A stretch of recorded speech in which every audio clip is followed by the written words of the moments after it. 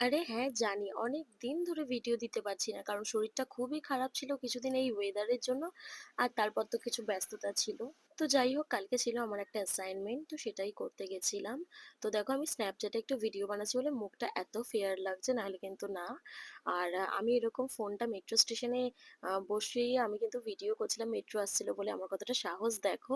আর পেছনে কিন্তু দুটো মেয়ে দাঁড়িয়ে দাঁড়িয়ে হাসছিল।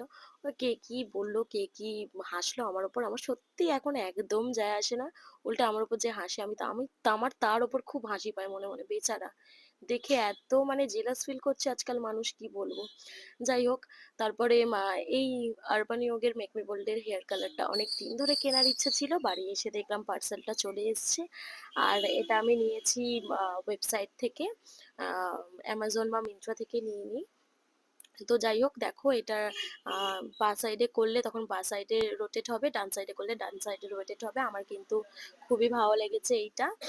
বাট আমার চুলে কার্লটা কম হচ্ছে, দেখা যাক এখন কতদূর কি কাজ করে।